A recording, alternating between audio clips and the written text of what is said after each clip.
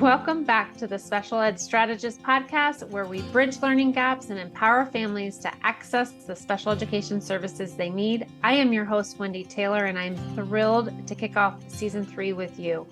Our podcast is your go-to resource for special education, offering expert insights, inspiring stories, and actionable tips to help your child thrive. And this season, we'll dive deeper into the world of special education. So whether you're a parent, educator, or passionate advocate, join us in this journey. To make this season unforgettable, please like, listen, and subscribe on your favorite podcast platform. Your support helps us reach more families and create a stronger, more inclusive future. So hit that subscribe button, join our community, and let's make season 3 a game changer. Thanks to listeners like you. Hi, Ashley. Welcome to the Special Ed Strategist. I'm looking forward to talking with you today about free and appropriate education, inclusion, and all things special ed. So thanks for joining me. Oh my gosh, thank you. This is going to be fun. It will be fun. Before we dive in, can you let folks know kind of who you are and what you do to be a special ed strategist for families? Sure. So my name is Ashley Barlow. I am a special education attorney in Kentucky, and I am physically located just on the Kentucky side of the greater Cincinnati area. I have sat at all places on the IEP team. So I have been a teacher, I have been a special education attorney, I am the parent to 2 little boys, one of whom has Down syndrome. My 13-year-old has Down syndrome. And I actually was injured when I was a kid, and I have a physical disability. So my mom and dad opted not to do a 504 plan for me, but I had significant accommodations for a short time period and had some other government help in trying to transition to college and adulthood. So that's kind of the long and short of background. I work as a special education attorney, and in 2020, I also started a company called Ashley Barlow Company that provides more reasonably priced as well as some free resources to IEP team members. And it's so much needed. And I think you're probably the first one that really has covered many positions on that IEP table. I usually get 1 or 2 sides of the table, but you certainly have a couple more in there. So you have a lot to add to our conversation today.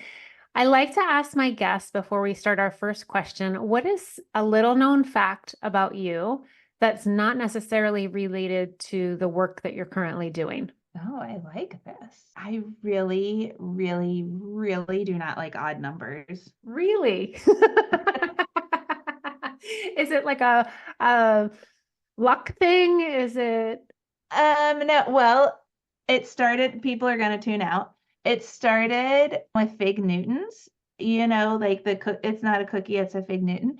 So I have one brother and a mom and a dad, and my dad and my brother would eat fig Newtons like me. We kept them in the fridge in high school, and they must have eaten, like, they would always eat an inconvenient number. And I would get there and there would be 3 or there would be 1. And sometimes you don't want 3, you aren't that hungry. And you never want just 1. And they would leave just 1. And it became really just a disastrous cycle where I would get frustrated with the amount of fig Newtons left in the end of the package, which is how I realized that there was an even number of fig Newtons in the package. And so I encouraged people to either take 2 or 4. And then it just became kind of like a life policy that you eat things in even numbers, and it grew from there. And like, it's a real significant thing. But all of this just shows you like what a type A control freak I am. So maybe that's the unknown fact. Fantastic. All right, on to special ed conversation. I love that. What does it mean to have a free and appropriate education as it relates to IDEA, our federal law? Oh wow, we're just going right in there, aren't we, From Wendy? odd numbers to free and appropriate education. I mean, What does it zoom. mean? What does it mean? So let's talk colloquially. What I like to do is I like to break down the federal law into something that is more palatable for parents and for other IEP team members. So free obviously means that if you go to public school, your education is free. And there are all kinds of things related to that free that give parents rights. So here's the exciting thing about IDEA, our federal law, that where a lot of our special education laws are, is parents have rights. So the law obviously protects kids, and there's stuff for districts and teachers and that kind of thing. But special education is an area of the law where parents have rights, and that is uncommon. I used to practice divorce work, and people don't understand how exciting it is that parents have rights, because in divorce work, parents have very few rights. And you would think they would, like, I've got a right to see my kids. Well, you tell me where the law says that, because I don't really see that super prevalently in divorce work or in divorce law. So one of the parents' rights is the ability to, for example, get an independent education evaluation at the public expense. The idea behind that is if the district gets an evaluation and the parents disagree with it, the district has to pay for the parents to get their own evaluation because it levels the playing field. So this idea of free really gives us not only the education, but a lot of rights in the law. And there's other examples of that as well. Public is public school, right? Education is education, and there's a definition for education, but we probably don't need to go into that. And the appropriate is where most of the case law is centered and whatever. So unfortunately, we don't have a super good definition for what appropriate is. But the biggest case to go through the Supreme Court that dealt with that recently was the Andrew F. case, which I think was in 2017. And Andrew F. basically said that children have a right to make progress and to advance from grade to grade. And if they are not advancing, we're talking about children with disabilities. And if children with disabilities are not advancing grade to grade, then they have a right to appropriately ambitious goals in light of the circumstances. And so we think about prior case law. There was some case law that said that kids got like a de minimis education or the basic floor of opportunity.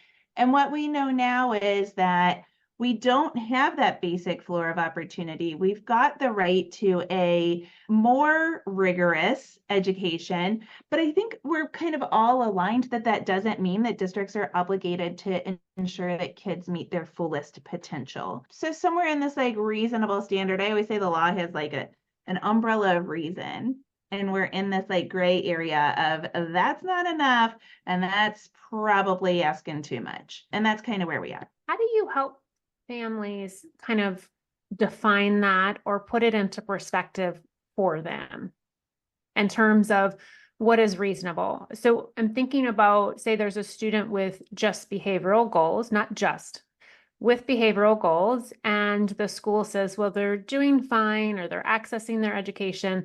How do you support for or against for a family to help them advocate that the student still requires specialized support for them to access their educational environment? So, well, assuming that the child with the behaviors is already eligible, is this kid is eligible in our hypo, right? Correct. Yes.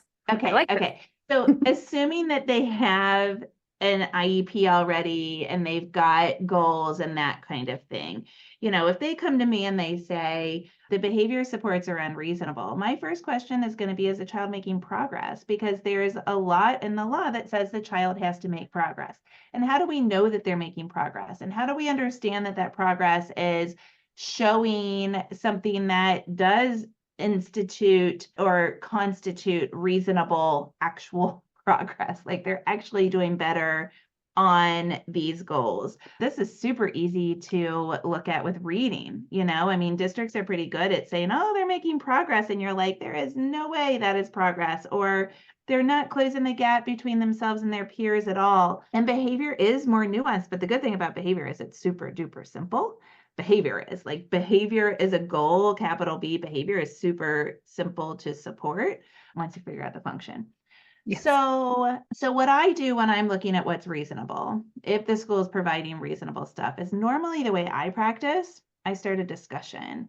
I will start with a file review, and I will look to see if the child's making progress. I'll look to see what's been tried in the past. I will look at the child's profile and determine where the strengths are, in my opinion, and then how the IEP and the behavior supports and all of the other things that are in place are capitalizing on the student's strengths. And truly what I do first is especially in behavior, I start a conversation. Could we do this? Could we do that? Something I'm kind of excited about right now is in this like weird pseudo post-pandemic world. I don't know if we're post-pandemic or what we are, but wherever we are right now, I think we could all agree that a lot of kids are really struggling with coping skills and executive functioning. And I am noticing in my own caseload that a lot of those kids that did not have sensory needs that were screaming at us when they were younger are now screaming at us now.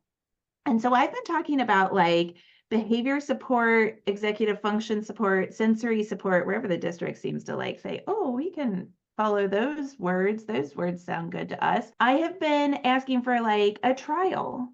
Hey, could we just have a couple of weeks where like we try the sensory sock and see how it feels, or we try some wall push-ups, or we do cosmic kids yoga, or like how about that lava lamp and the tent and the sensory avoiding things, or the trampoline and the push-ups and the balls and weighted balls and opening heavy fire doors. And you can tell I raise a sensory seeker. I've got all the ideas for sensory seeking. But how can we trial these things and just kind of explore? Again, though, that all comes into this thing of reasonability. So sometimes districts say, or sometimes parents come to me and say, well, my child gets dry needled, literally dry needled for behavior, and I would like to have them dry needled on Tuesdays at 2:00. And I'm like, that's probably pushing it. Like, I don't know that we're going to get functional medicine incorporated into the IEP, right? So like it's this kind of zone of reason. And the legal answer to that is, when in doubt, you can look at the case law and see what's happened in prior cases. How do we define fullest potential then for families as a parent or as an educator? If you're looking at a student, how are we able to kind of look under the hood, and how are we in a data-driven place be able to say, yes, they are meeting their fullest potential, and then making decisions from there? Yeah. So here's the caveat is I don't think the law says that we have to define that, because the law says that it's not the school's obligation to get kids to reach their fullest potential. But it is my mission as a mom, as a special education attorney, as an advocate, as a human, for all of us to reach our fullest potential. And I am not going to reach my fullest potential until the day I die, because I think that we should continue to learn. And the exciting thing is, IDEA has in the first like 4 or 5 pages of the law, first 4 or 5 paragraphs of the law, it states its purpose. And the purpose of IDEA is to promote further education, employment, and independent living of students with disabilities. OMG, the law is forward thinking. That is such a huge nugget. And we skip over that all the time. So when I say to parents, we are trying to accomplish this purpose, how can we do that if we are not looking at our future goals? So I have parents, and I've got a template for this. I have parents write a parent interest statement, which I used to practice in Ohio too. I let my Ohio license go inactive because I just don't file due process all that often, and to be perfectly honest, and it's just too much to keep up with. But Ohio has a parent interest section of their IEP. Kentucky kind of does, but it's like not super great, regardless of whether or not your state has one. I say, write this as a future planning statement. Talk about, and let's see if I get them right and consistent with what I've said before, but 5 areas of adult life. Talk about transportation, independent living, health advocacy and physical health, social emotional activity and social emotional health and advocacy, employment, independent living. I don't know, I've probably like missed a subsection or something. Talk about those things. Here's my hopes and goals for my kid. Here's what my purpose is for future education, independent living, and housing, education, employment, and independent living. And then back that down to high school. So if I went, like I went for my kid to have a Tuesday night bowling league. I want for him to hang out with his high school buddies and to go bowling on Tuesday nights. And I don't care if it's cornhole or sand volleyball, or they probably care if it's sand volleyball because he would just make that wrestling. But bowling sounds nice and safe and recreational for Jack Barlow. So if I want him to have a Tuesday night bowling league, what access does he need in high school? Well, he needs recreational access. He needs to learn how to like hang out with dudes and their wives, or hang out with, a big group of people on Tuesday nights. And what do they talk about? And what do they eat? What do they drink? What is etiquette at the bowling alley? What are the rules to recreational games like bowling or euchre or whatever? So how's he going to get access to that in high school? And what kind of environments does he need to be in high school? And then back that all the way down to now. So right now I only have to back that down to 7th grade. But I wrote a future planning statement like that when he was in kindergarten. And I recommend that parents do that too, because we have to know where that potential is. And listen, school teams don't know if they are preparing a child for the families, the teams, like the all of our kids have teams, right? Our families and our community and our friends, they all help to support our children. There is a village that supports them. And we don't know if their goal is preparing the child for an active day program, or for a sheltered workshop, or for college, or for the opportunity to golf at the nicest golf resorts in the country. And if we don't communicate that as team members, then we have a completely lost mission. I agree, because I always tell my parents to do that as well, in terms of where do you see your kids in 6 months, a year, 5 years, and really what you're just saying for these reasons, because as a parent, you're that consistent member at the IEP table, regardless if the teacher change, you move, you're matriculating up to the next, middle school, high school, wherever it is, so that you can really put it all out there and ensure that goals and resources are starting to align with where you see your kiddo, and then eventually your kiddo starting to say, this is where I see myself, so that the team is really supporting that. How do you have a conversation with some teams that may say, well, academically that student's doing fine, why do we need to bring in other components? I love this. I love to infuse my IEP meetings with a boatload of empathy. So often, kids are really good at hiding their struggles, they're hiding their emotions, and they're hiding their aptitude. It kind of goes on both ends of it. But I think about one of my students that has dyslexia and a bunch of executive functioning struggles. And this child has at least a 99% average in every class, and has since like 4th grade. And now they're a junior in high school. I think about this bubbly cheerleader, blonde, fit, had a boyfriend, did her own laundry, her nails were like totally on point all the time, and she couldn't get to school. She had extreme school refusal. And that was founded in an autoimmune condition that was completely like unobservable. It was completely internal. And so what I like to do is I like to talk to parents, and whether I'm interviewing them, or I'm just encouraging folks out there in the internet to think about these things themselves.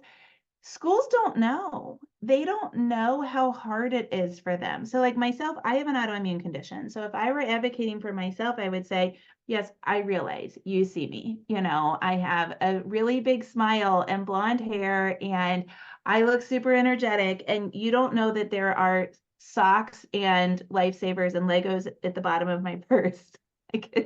You don't see the disaster that's floating underneath this image out here. But I'm going to tell you that I have never baked a batch of cookies all the way through, including the cleanup, because I get too tired. I have a broken back, and it hurts to stand up that long. I will also tell you that I still do a front 1.5 and about 7 other like actual dives off the low board at my pool, because that's fun. But I haven't vacuumed in 15 years, because both of those things hurt, and vacuuming isn't fun for me. And I just can't make myself vacuum.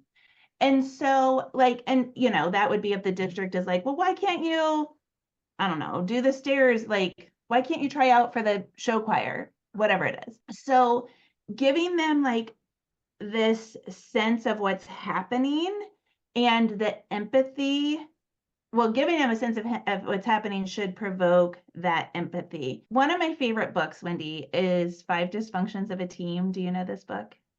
No, I'm going to write this down. Oh, okay. So the author is Patrick Lencioni. It's too far away for me to go grab for you, but I'm looking at it. It has a red cover if you're looking for it on Amazon, or at least my version does. So he talks about teamwork, and don't forget IEP teams are teams. And he talks about like dysfunctions that get in the way of teams. And I'll fast forward to the end. Here's the spoiler alert.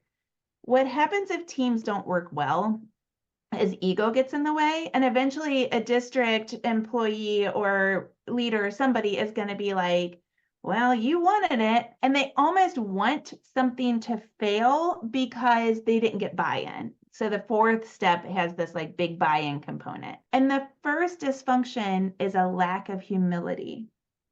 So if we can really humble ourselves to say to teachers like, listen, I lose my patience supporting behavior, or I don't know how to do it. And I don't expect you to know how to do it overnight, but I would love to partner with you to figure out Orton Gillingham reading, or to figure out behavior supports, or to see if we could find a BCBA that could consult.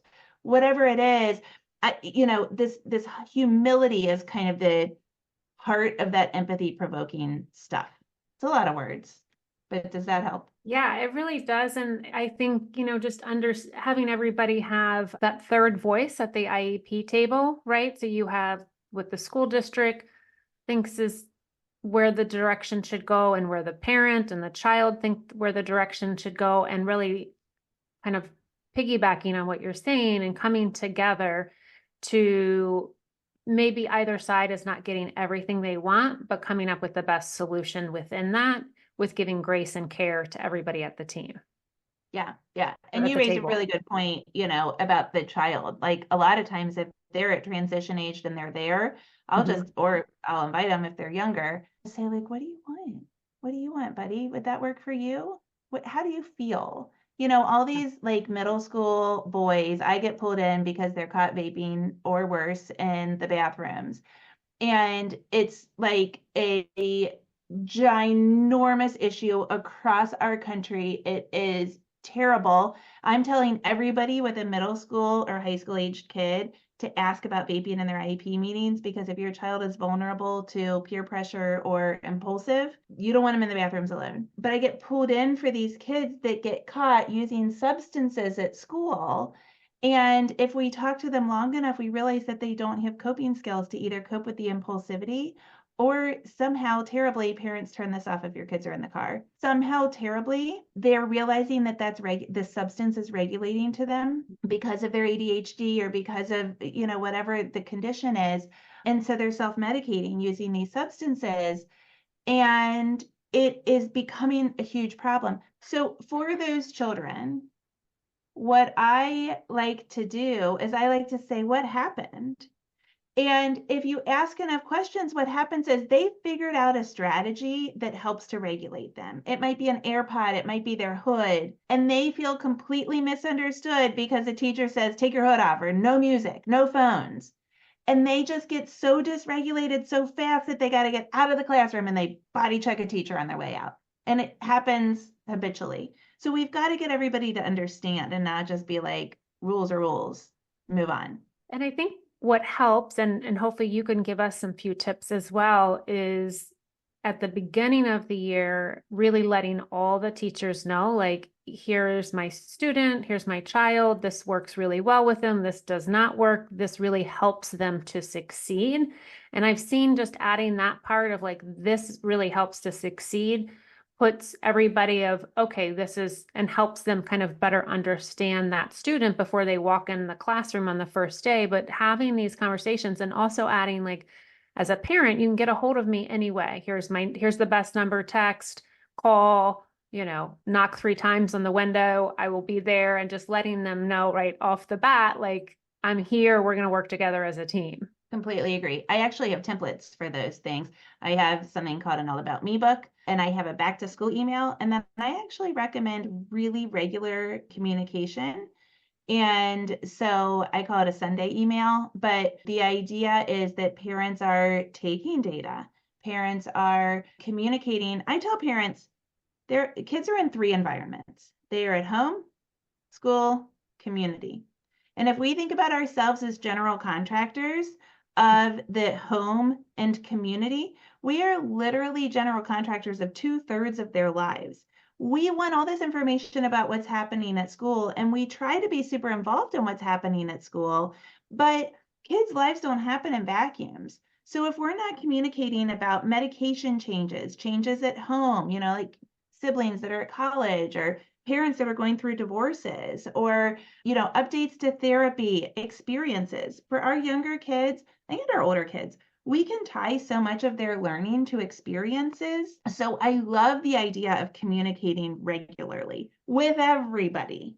For my 7th grader, I communicate now once a month. It used to be every Sunday. Now it's once a month to every single teacher in his caseload and the administrators. And like the random lady that just loves him and has lunch with him and puts chapstick on him when his lip starts to bleed. All of these people get all of the updates because we all are in this together. We truly are a team. And if you don't feel like you're a team, this started because I did not feel like I was a team. This is tried and true. I just invented this. I mean, I didn't invent it, but like it worked for me, and I did not learn this anywhere else. We were completely disenfranchised. We had a very fractured IEP team when my kid was in kindergarten, and I call this aggressive kindness. I am like relentlessly optimistic. We are going to be a team. And I just thought, well, if I communicate the heck out of it, eventually they're gonna they already love him, because how could you not? And eventually they're going to understand us. And it worked. It took about 18 months, but it worked. That's perfect. It is perfect. And you're right. And I really want to kind of highlight what you just said, because I think parents maybe, just unknowingly not thinking about it in terms of how you frame that of a medication change, or my student forgot to take their meds this morning, or we're going to this appointment, which, if I have a medical kid, that may trigger some feelings, or just really kind of encouraging this open communication, because sometimes parents feel that they need to kind of keep things private, which we certainly understand, but I think the more that we can share with the team, the better informed they are to then help our babies. Yeah, it comes right back down to that vulnerability. Absolutely, it comes back down to the vulnerability. And if our kids can't share it, like if there's something that we're not talking about, then our kids think it's wrong. And so if we can talk about it and we can model how to talk about uncomfortable things, it's better. A couple other benefits. One benefit is if there's something awkward that you need to say, like, oh, there's bruises on his arm, or I don't think this is working, or a staffing matter. If you set up regular communication, then the team it's going to be less awkward than you just randomly saying, like, there's bruises on his arm, what happened? So that's number one. The other thing, especially if it's like not super concerning, bruises on the arm is somewhat, usually super concerning. But like with my kid who has behaviors and is wild himself, I just usually assume that he's run into something. But I still want to know if they know why he has bruises someplace, But the other thing is with regular communication, you can get undertones of your mission in a super respectful way. So for a lot of parents, it's like, we want more inclusive opportunities, or we want better access to some academic support, like reading support or modified work. Well, let's say it's inclusion. So in your email, and you've explained, like, this is why I'm emailing you. So in your email, you might be like, this weekend we had the best time. We went out to dinner with cousins. We had an awesome soccer game, and we did our family golf night. And we were so excited about family golf night because remember how last week we only got 6 holes of golf done? Well, this week we got all the way to 8. And I think it worked because I used the social story, or we brought the neighbor along, and you like model these inclusive practices, these supports that help to facilitate the inclusion, and you're like able to model it with the purpose of modeling it, but that's the undercurrent, with the purpose of communicating about a kid's experiences so they can tie those experiences to learning. That's not like manipulative. That is just a byproduct of good communication and teamwork. It feels manipulative in the beginning, but I assure you, if you do it effectively, it will become very team oriented. And then all of that can be infused into their students' IEP. We can kind of Yes, take elements from that and say, all right, the student's growing here. And that's also data, right? Towards goals that they may be working on or areas that we need to develop goals for. exactly. Yes. Can we step back and talk about the IEE? I think that's a little known fact, a little known tidbit that folks listening may not know enough about, or how to request, or exactly what that would look like. Yeah, sure. So the IEE is an independent educational evaluation. It is one of those parent rights. And basically, what an IEE, the way it happens is once a district evaluates a child, the district can, or the parents can say that they disagree with it. They actually don't have to state the reason, but they should be prepared to state the reason at some point. That might put on my attorney hat. It has to be somewhat reasonable, right? But it could be because it wasn't thorough enough, because you disagree with the results, because they didn't test the right things. It could actually also be the entire evaluation process, which includes eligibility. So particularly for students with SLDs like dyslexia, specific learning disabilities like dyslexia, dysgraphia, dyscalculia, auditory processing disorder, those things. If you disagree with that eligibility determination, that's actually part of the evaluation process, and you can get an IEE for that. Then the district has to pay for that education, for that independent evaluation. They actually are supposed to also give you options.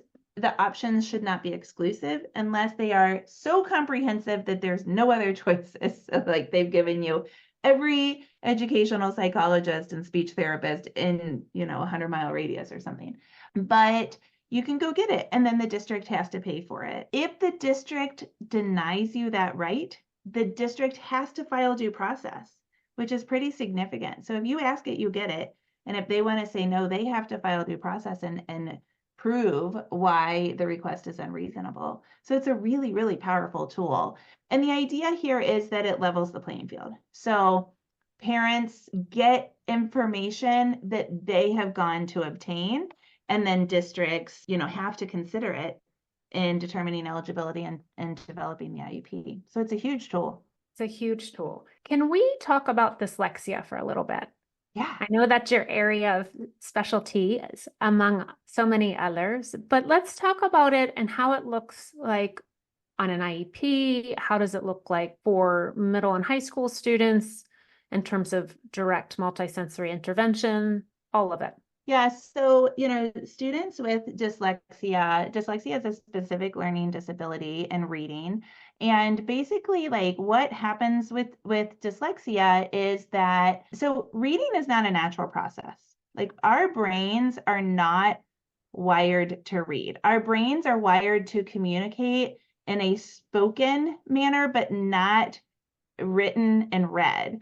And so most people, what we've been able to do, not we, researchers have been able to do, is to look at the brains of people when they read and to identify what is lighting up in the brain when people are reading, and then to look at the brains of struggling readers. And interestingly, the brains of struggling readers light up in different places, yet consistently different places than the brains of successful readers or non-struggling readers.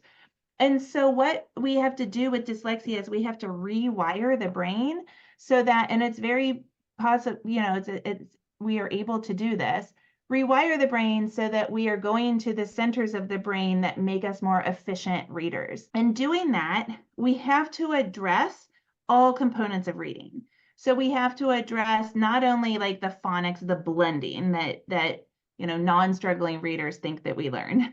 So, the idea that C, A, and T, that C stands for the sound, k, and that A in this case stands for the sound ah, and that T, okay, you get it, and then together k, at means cat. So we blend the sounds, but there's also other components to reading, and those components are wide But if you look at it in the most basic format, there's about 5 components to reading, including comprehension, our awareness of like phonemes, those sounds, but phonological processing. So playing with words, like breaking words into different syllables, rhyming words. All of our experiences come into reading. Bias comes into reading, which is, also tied to our experience. Emotional regulation comes into reading. And so for kids with dyslexia and for many other subsets of struggling readers, what research tells us is that, and there is a lot of research on reading, and so what research tells us is that reading has to be implemented in a systemic, explicit, multisensory, evidence-based or research-based program that spirals so that we continue to circle back to prior taught concepts. One of the ways that we do this, one modality, there is programming, kind of like a body of research that is called Orton-Gillingham reading instruction, and it is systemic, explicit, multisensory, research-based, and there are many different proprietary companies that have reading programs and curricula that are consistent with Orton-Gillingham. But really, like if you have a struggling reader, OG would be like a great place to start. The big caveat though is that in order for a reading curriculum to be good, it has to be implemented with fidelity. So like I am trained in IMSE, the Institute of Multisensory Education, to do reading intervention. I did not do it to teach reading or to tutor. I did it to be more smart about this and to be more efficient at the IEP table. But I had like gone on this deep dive of reading, mostly from the perspective of inclusion, because I think behavior and reading are like the 2 biggest barriers to inclusive education. Anyway, that's an aside. So they come with a scope and sequence. So you start with these letters, and you evaluate kids and you see where the kids land in the evaluation. And for IMSE, for example, you've got to have 80% mastery in order to get plugged into the scope and sequence right there. So maybe you plug in at certain phonemes, maybe you plug in at 3-letter blends or at, magic E, which makes a vowel sound long. Wherever you plug in, that's where you go, and then that's exactly where you start, and you've got to implement the program with fidelity exactly as it's supposed to be done. I love it. I love it. How do you see this in middle school and high school in terms of, say we're at an IEP table where we have a middle schooler and they have dyslexia, they've received intervention in elementary school, but the middle school says, no, we don't do explicit multisensory reading intervention. What is your response? Too bad if the kid needs it. Like if a child needs it and if it's working, if they're making progress in that particular program, and if they are not performing at grade level, then they've got a right to receive it. And so, there's like what you have to do is you have to look at what the district's interests are. Is there nobody trained at the district level, at the middle school level to implement that? Hey, guess what? A training's $1,500. That's a heck of a lot cheaper than going to due process. And so I say it like that. Like, are we talking about money? Are we talking about training? What are we talking about? We have to get to their interests, to their why to figure that out. But yeah, the way it looks is most of the time students will go to an interventionist, like first of all, stop. These programs, this kind of multisensory structured reading program, can be implemented tier 1 whole group. But children with dyslexia and other reading struggles need more reading instruction. The statistics on how much more is astonishing, and I don't have them committed to memory, but it's a lot more. So do you have that committed to memory? It's like most kids, I'm not even gonna say it. Okay, we'll move on. It's astonishing how much more intervention they need. And so most of the time we go out one-on-one or in small group, and we go get that additional work in those environments. And yes, that can continue into high school and into middle school. And it doesn't stop when we've mastered all of the spelling and reading patterns in the English language. We still have to go on and do written expression, like we have to be writing paragraphs. We have to be actually understanding what we read at grade level. We have to be able to make connections to what we read to real world situations, right? Like we have to be able to do something with what we've read. So, we don't stop at reading. That's not all that reading is. And I'm glad you said that. That's incredibly important for folks to hear that component in terms of being able to read something, understand what you've read a question about it, and then respond in a thoughtful manner as it relates to the reading, whether it's in paragraph or essay form. Absolutely. What do you say to teams that say, well, we can provide reading intervention, but it's going to be on a computer program? So dyslexia is not a vision problem. I'm just However, laughing because if people could see us, we both made the same face of, "What?" well, and I also just spilled my water down my mouth. So I have like a double reason to gag. Dyslexia is not a vision problem. Vision therapy is probably not going to fix dyslexia. But if we have a brain that is not wired to take in written word and do something with it, and is likely not wired to put spoken word onto paper effectively and efficiently, then why would we implement a new modality of a computer to the whole process? And most importantly, you tell me how we get the entire multisensory experience with a computer. So this is why I wanted to get trained with Orton Gillingham. So my lessons in OG start with something called a 3-part drill. So first of all, I hold up a card with a sound on it, and the child says what the card is. So if it's really basic and we're just doing one letter sounds, that C letter, the child is going to say K.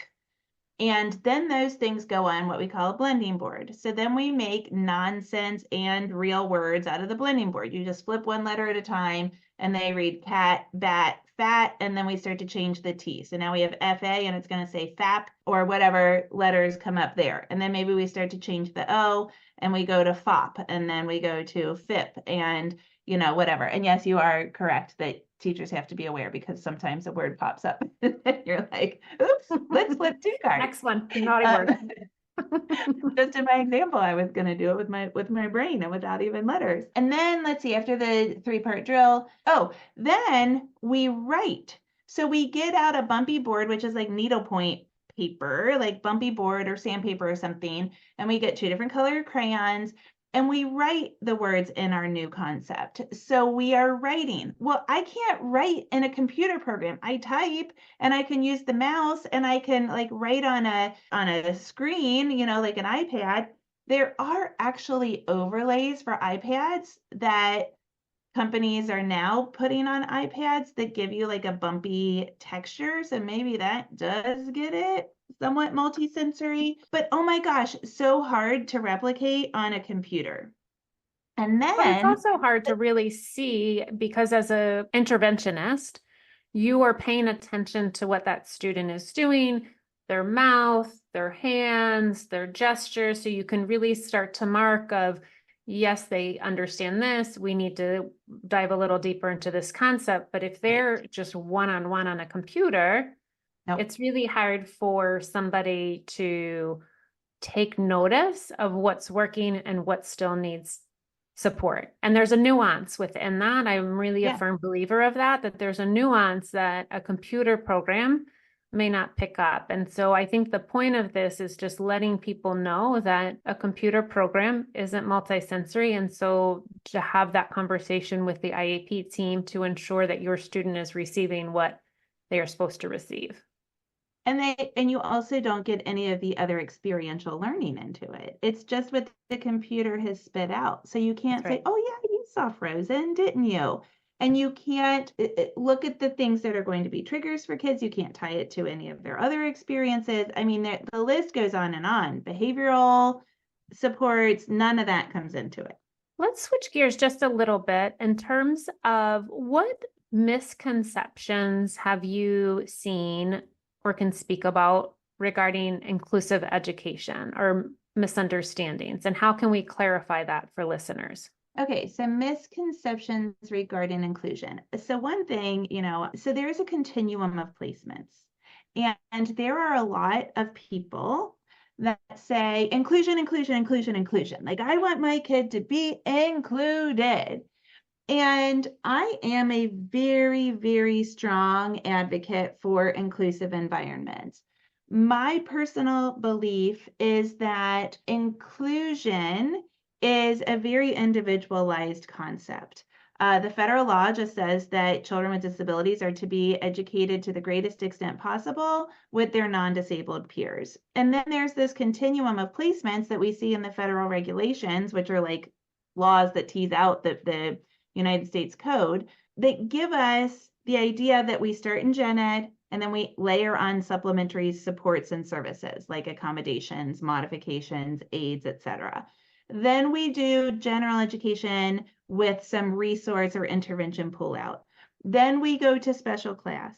Then we go to, all the way down to home hospitalization, home placement, hospitalization, and that sort of thing. So we have this continuum of placements, and what's right for one student might not be right for the other. And, I talk to parents all the time, particularly in the Down syndrome community, since, that's my community, where people have been told, do not pull them out ever. And I just don't know that that is a really appropriate thing, like complete position to hold.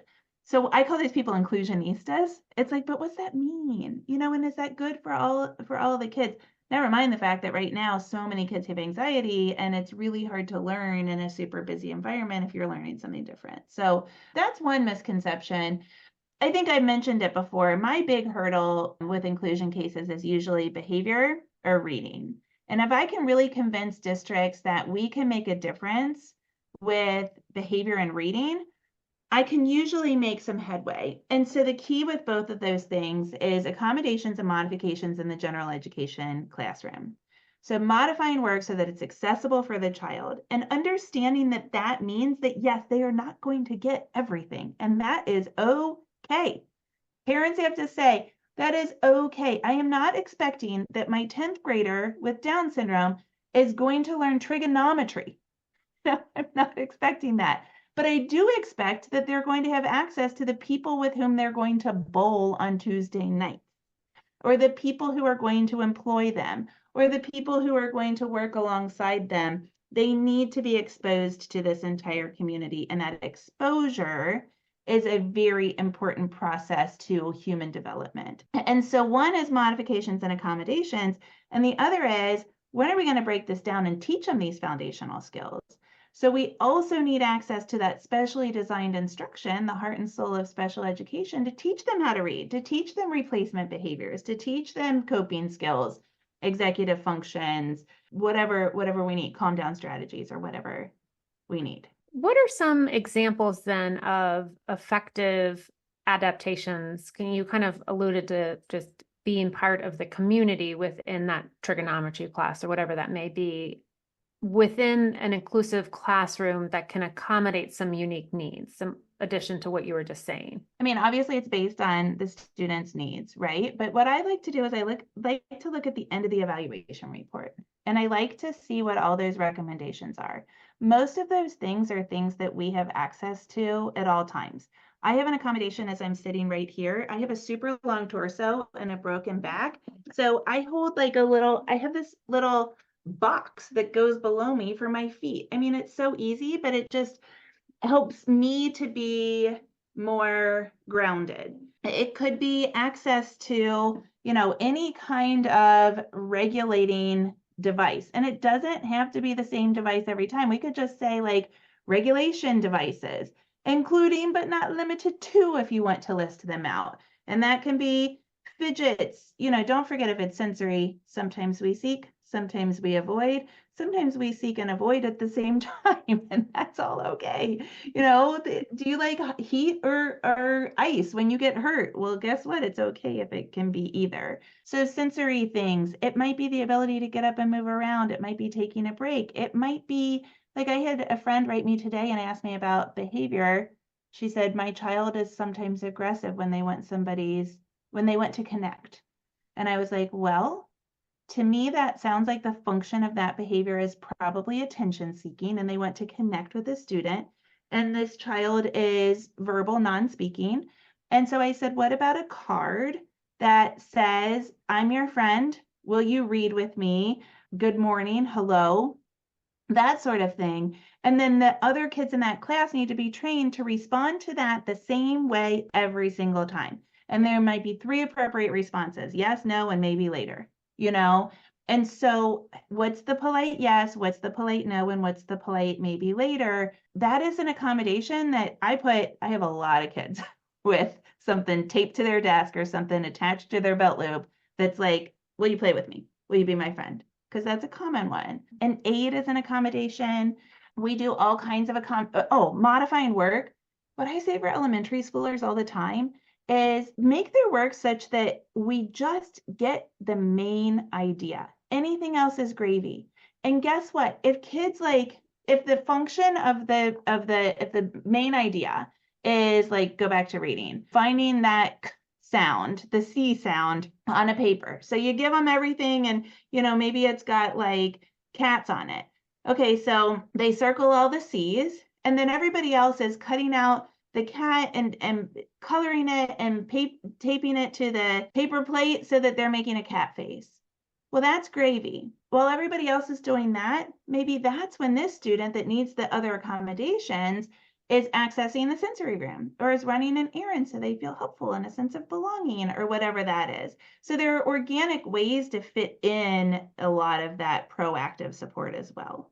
I love that you take this collaborative problem solving approach that That's it it. really, I mean, just kind of thinking out of the box, making it simple, making it that it's not one more thing a teacher is added to their plate for them to do, that it's just this organic way to come together and really be creative and how to support a student. I always say, what is nice to know and what is need to know?